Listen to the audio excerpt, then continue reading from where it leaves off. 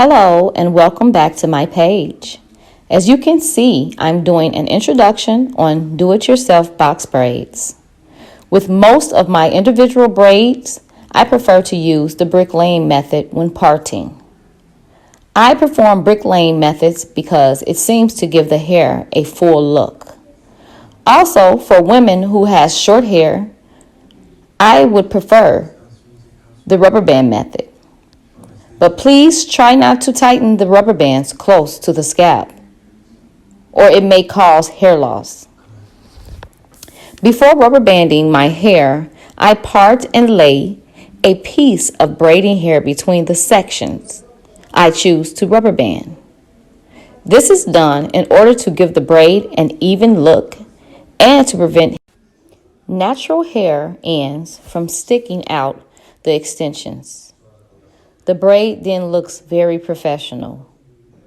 I'll braid to my desired length, which in this case was my shoulders.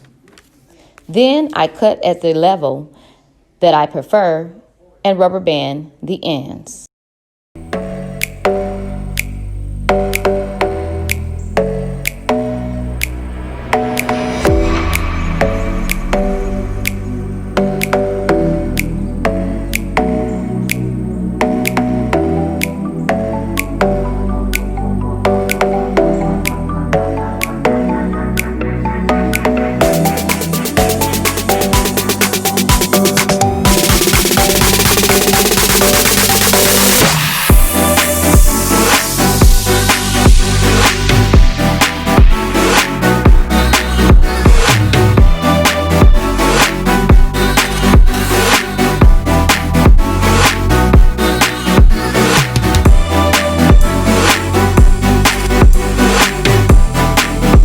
Thanks so much for watching. Please don't forget to hit the bell and subscribe. Have a great day.